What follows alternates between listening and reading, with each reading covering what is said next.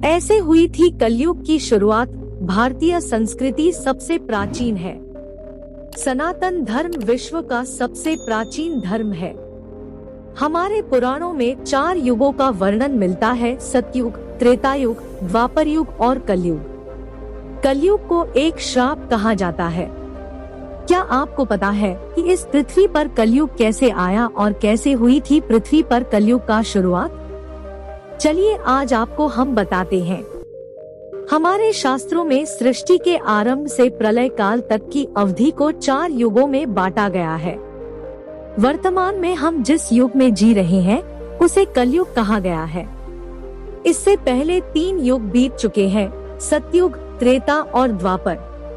भगवान श्री राम का जन्म त्रेतायुग में हुआ था और द्वापर में भगवान श्री कृष्ण का। कलयुग के अंत में भगवान कल की अवतार लेंगे और संसार में फैले पाप और अन्याय के साम्राज्य का अंत करके पुनः धर्म की स्थापना करेंगे। रामायण में रामराज देख सभी का दिल करता है कि काश वर्तमान स्थिति भी रामराज जैसी हो जाए। क्या हम सब ने कभी इस बात पर ध्यान दिया है कि ऐसे क्या कारण रहे होंगे जिसके चलते कलयुग को धरती पर आना पड़ा?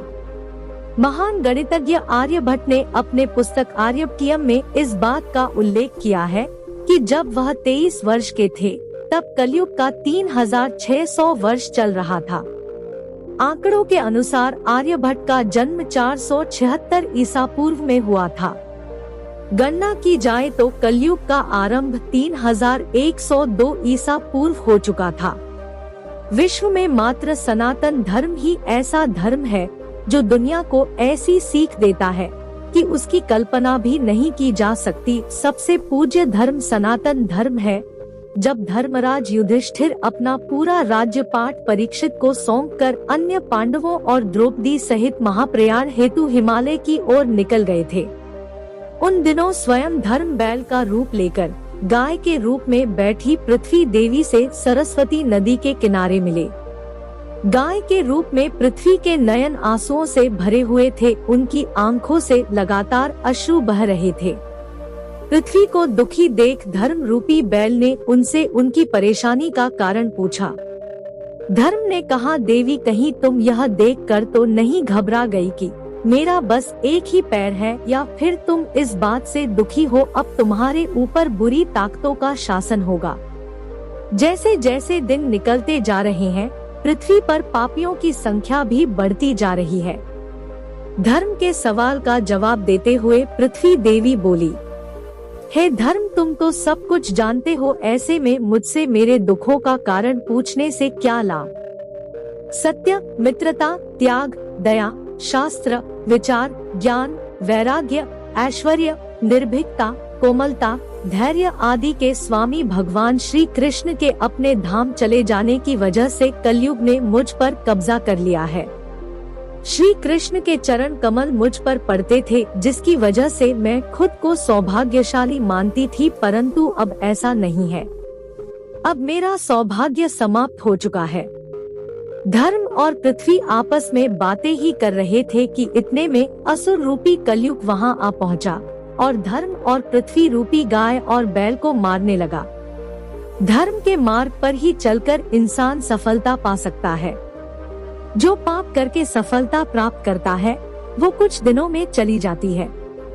जहां पृथ्वी और धर्म वार्ता कर रहे थे, राजा परीक्षित उसी मार्ग से गुजर रहे थे। जब उन्होंने अपनी आंखों से यह दृश्य देखा तो वह कलयुग पर बहुत क्रोधित हुए। राजा परीक्षित ने कलयुग से कहा, दुष्ट पापी तू कौन है और क्यों इस निरपराध गाय और बैल को मार रहा है? तू महा अपराधी है, तेरा अपराध क्षमा योग्य नहीं है, इसलिए तेरी मौत निश्चित है। राजा परीक्षित ने बैल के रूप में धर्म और पृथ्वी के रूप में गाय देवी को पहचान लिया था। हर पापी का विनाश करने के लिए ईश्वर ने किसी धर्मयुक्त इंसान को बनाया है। इंसान अपनी अकड़ में सब कुछ गवा देता है। जब राजा परीक्षित ने उन्हें पहचाना तो उन्होंने कहा कि हे धर्म, सतयुग में आपके तप, पवित्रता, दया और सत्य यह 4 चरण थे। त्रेतायुग में 3 चरण ही रह गए, द्वापर में 2 ही रह गया। और अब इस दुष्ट कलयुग के कारण आपका एक ही चरण रह गया है। पृथ्वी देवी इस बात से दुखी है। इतना कहते हुए राजा परीक्षित ने अपनी तलवार निकाली और कलयुग को मारने के लिए आगे बढ़े। राजा परीक्षित का क्रोध देखकर कलयुग थर-थर कांपने लगा। कलयुग अपनी राजश्री वेशभूषा को उतारकर राजा परीक्षित के चरणों में गिर गया और क्षमा याचना करने लगा। मानो तो गंगा है, न मानो तो बहता पानी। बहुत से लोग कलयुग को मजाक के रूप में मानते हैं। जब कलयुग राजा परीक्षित के पैरों में गिरा तो उन्होंने भी अपने शरण में आए कलयुग को मारना उचित नहीं समझा और उससे कहा कि कलयुग तुम मेरे शरण में आ गया है, इसलिए मैं तुझे जीवन दान दे रहा हूँ। किंतु अधर्म, पाप, झूठ, चोरी, कपट, दरिद्रता आदि अनेक द्रवों का मूल कारण केवल तू ही है। तुम मेरे राज्य से अभी निकल जा और फिर कभी लौट कर नहीं आना। कलयुग ने राजा परीक्षित की बात सुनकर कहा कि पूरी पृथ्वी पर आपका निवास है। पृथ्वी पर ऐसा कोई स्थान नहीं है जहां आपका राज नहीं हो। ऐसे में मुझे रहने के लिए आप स्थान प्रदान कीजिए।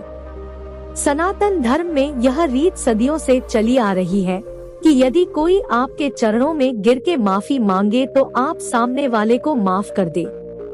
कलयुग के यह कहने पर राजा परीक्षित ने काफी सोच विचार कर कहा, असत्य, मद, काम और क्रोध का निवास जहाँ भी होता है, इन 4 स्थानों तुम पर रह सकते हो। परंतु इस पर कलयुग बोला, है राजन, यह 4 स्थान मेरे रहने के लिए अपर्याप्त है, मुझे अन्य जगह भी प्रदान कीजिए। इस बात पर राजा परीक्षित ने कलयुग को रहने के लिए स्वर्ण के रूप में 5वां स्थान प्रदान किया। कलयुग इन स्थानों के मिल जाने पर प्रत्यक्ष रूप में तो वहां से चला गया, किंतु कुछ दूर जाने के बाद अदृश्य रूप में वापस आकर राजा परीक्षित के स्वर्ण मुकुट में निवास करने लगा। और फिर इसी तरह से कलयुग का आगमन धरती पर आगमन हुआ। भाई भाई का दुश्मन, जमीन जायदाद के लिए खून खराबा, यह कलयुग का असली चेहरा है। मार्कंडेय पुराण में वर्णन मिलता है कि कलयुग के शासक मनमाने ढंग से जनता पर राज करेंगे, मनचाहे ढंग से उनसे लगान वसूल करेंगे। शासक अपने राज्य में धर्म की जगह डर और भय का प्रचार करेंगे। बड़ी संख्या में पलायन शुरू हो जाएगा। लोग सस्ते चीजों की तलाश में अपने घरों छोड़कर जाने के लिए मजबूर हो जाएंगे। धर्म को नजरअंदाज किया जाएगा और लालच, झूठ और कपट सबके दिमाग के ऊपर हावी रहेगा। लोग बिना किसी पश्चाताप के हत्यारा बनकर लोगों की हत्या भी करेंगे। इंसान अपनी सोच से सब कुछ प्राप्त कर सकता है, लेकिन कलयुग में इंसान की जो सोच है वे बस लालच और वासना से पूर्ण है। संभोग ही जिंदगी की सबसे बड़ी जरूरत है। कलयुग में इस समय लोग बहुत जल्दी कसम खाएंगे और उसे तोड़ भी देंगे। लोग मदिरा और अन्य नशीली चीजों के चपेट में आ जाएंगे। गुरुओं का सम्मान करने की परंपरा भी समाप्त हो जाएगी। ब्राह्मण ज्ञानी नहीं रहेंगे, क्षत्रियों का साहस खत्म हो जाएगा और वैश्य अपने व्यापार में ईमानदार नहीं रह पाएंगे। यह सभी बातें हमारी रोजमर्रा की जिंदगी की आम सी लगती है,